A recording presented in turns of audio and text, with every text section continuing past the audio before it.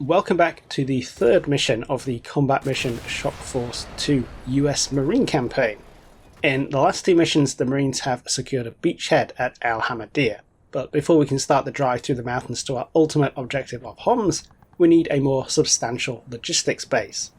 That means that the Marine main effort is currently punching north to seize the port city of Tartus, only 20 kilometers up the coast.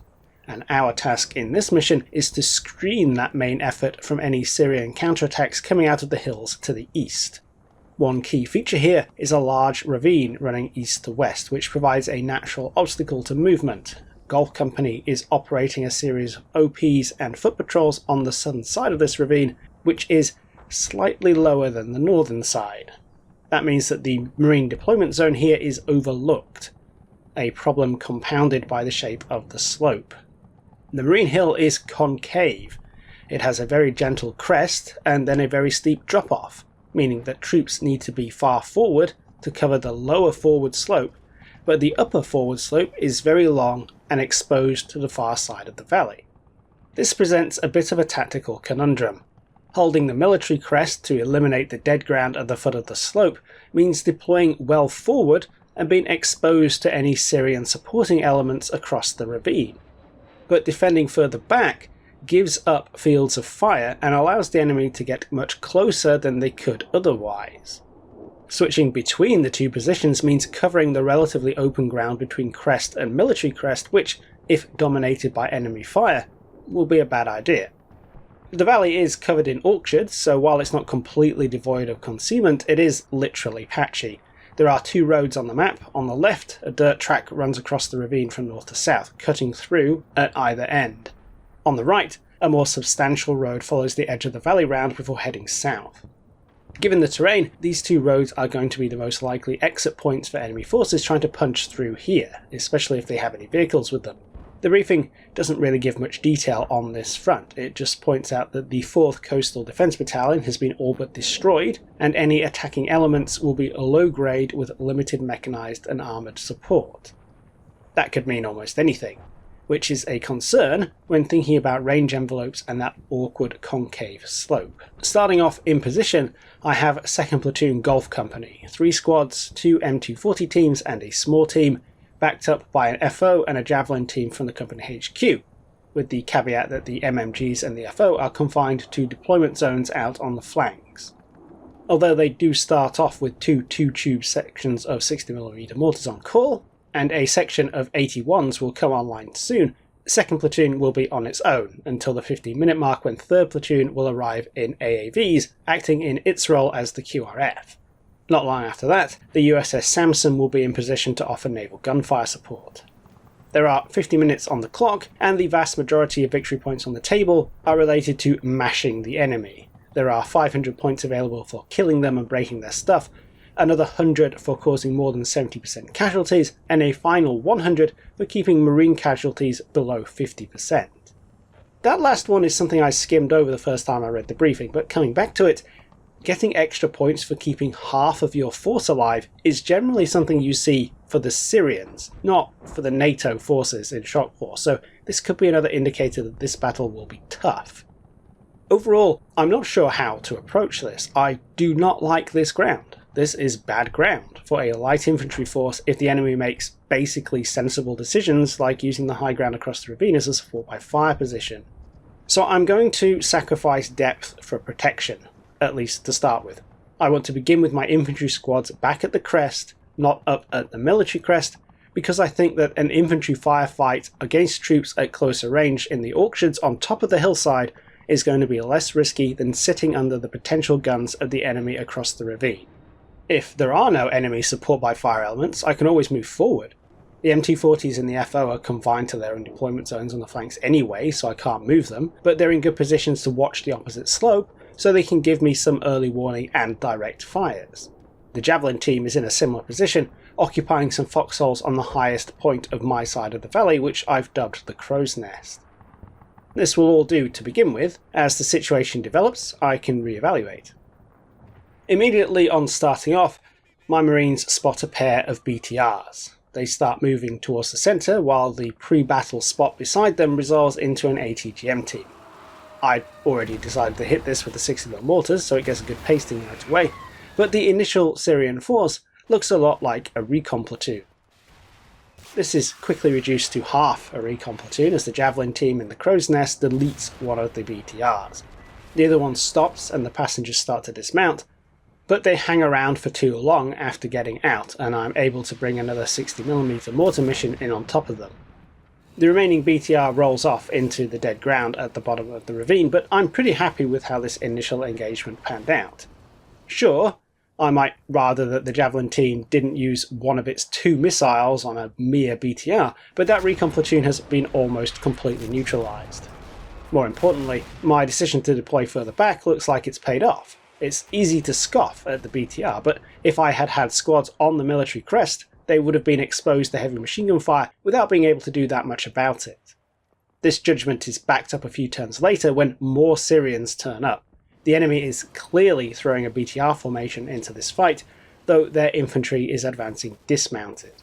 This allows me to get more hits in with the mortars, using both the FO and the left-hand M240 team to bring them in.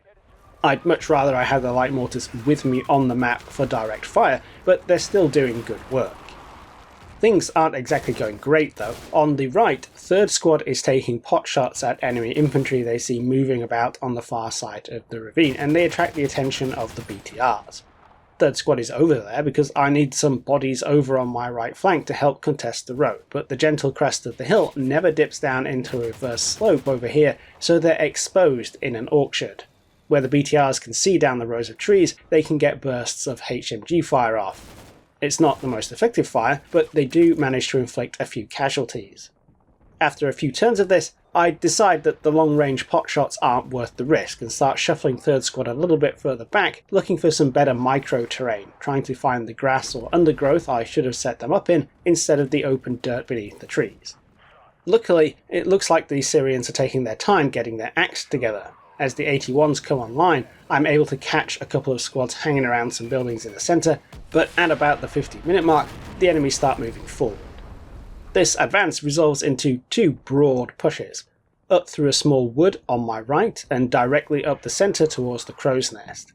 Unfortunately for the Syrians, I can see most of what's going on with my FO. I can't do a lot of direct firework here because of the ground. In theory, either of my M240 teams could open up and do some damage, but I don't fancy their chances against the return fire, so they're functioning as OPs for now. I'd have plenty of indirect fire in the form of the mortars though. As these break up the enemy infantry push through the woods on the right, a couple of BTRs surge forward, apparently intent on the Crow's Nest. This has the Javelin team in it, which is holding onto its last missile in case anything scarier than a BTR turns up, plus the 2nd Platoon HQ team, which has been directing some mortars. Back in deployment though, I moved the Crow's Nest foxholes back a little bit off the pinnacle to the reverse slope, and the enemy doesn't really have anything to shoot at as they move up. Instead, they have the misfortune of finding angry Marines waiting for them in the orchards. The grid layout creates fire corridors between the trees, which 3rd Squad used to first blow away a BTR with a Law 66, then start gunning down enemy infantry. This is a surprisingly strong position. Broken up and disrupted by the mortars, the enemy are moving into fire sacks on either side of the Crow's Nest where they're engaged by Marine fire teams on the reverse slope. It certainly looks quite tenuous, but I'm actually pretty confident I can hold on up here. Right up until the left-hand M240 team gets blown up. At the 20-minute mark, a platoon of T-62M tanks appears on the left-hand track. That's a bit of a game changer, much more firepower than the BTRs and with explosive reactive armour to boot. The Marine infantry might be able to poke holes in BTRs with their Law 66s, AT4s and M203 HEDP grenades, but I'm a lot less confident in their ability to repel actual tanks. I have 2 small teams that can probably tackle them, but I'm keeping them safe on the reverse slope. That leaves the Javelin team up in the Crow's Nest, which takes a moment out from fending off some distressingly close Syrian infantry to fire that last missile. This does its job and annihilates the leading T-62, but I still have 2 more to worry about. They look like they're going to punch straight down the track, so I start reorienting my Marines over on the left to cover the gully they'll have to use. It's not great, but at close range some riflemen or a small team probably has a good chance of getting the drop on them. A few minutes after the tanks arrive, the QRF platoon turns up in their AAVs. Of course, they arrive in the gully, and I'm very nervous about the tanks running straight into them, so I rapidly start trying to spread them into the dead ground at the back of the map. Some of the company HQ elements have arrived with them, most importantly the 2nd Javelin team. I send this left to try and get eyes on the road, while bringing their AAV into the centre so that the original Javelin team can hop in and grab some more missiles. Luckily, the T-62s veer right into the centre. That means that the 2nd Javelin team splurges one of its missiles on a distant BTR, which again feels like a bit of a waste, but I have time to consolidate my AT assets. With the newly arrived 3rd platoon taking over on the left, I can send 2nd platoon's small teams out to the right and get the 1st Javelin team back into the crow's nest. The T-62s pass around the back of the Syrian BTRs and infantry, still getting chewed up in the centre, and push up on the right onto the road. The first one immediately gets hit in the lower front plate by an 84 from 3rd Squad, and it cooks off a few seconds later. Following it up, the last T-62 dithers behind the wreck and looks like it might be about to blast the nearby M240 team until a Javelin streaks out from the crow's nest. This goes in through the turret roof and detonates the ammunition. With that, it looks like the wind is out of the Syrian sails. The tanks were the biggest threat. With them out of commission, the slope in front of the crow's nest littered with wrecked BTRs and dead infantry, and the approach routes of the hill now being hammered by the USS Sampson's 5-inch gun as well as the Marines' mortars, things are looking very stable. I'm winding up to send 3rd Platoon and the AAVs to counterattack and clear the ravine from left to right, when the enemy throws in the tower. That makes it a total victory for me, but the casualties tell the same story. I've lost 5 men dead and wounded, between a few casualties from long-range BTR fire on the right, and a leftmost M240 team getting blasted by a T-62. The Syrians have sustained 84 casualties, plus all 3 T-62s and 6 of their 7 BTRs. The big deal here was, as usual, the indirect fires. The FO racked up 32 kills, including one of the BTRs, but things did come down to the Marine and his rifle in this one. 3rd Squad on the right chalked up a total of 18 kills, 2 BTRs and a T-62, while between them the Javelin team and 2nd Platoon HQ in the Crow's Nest tallied 21.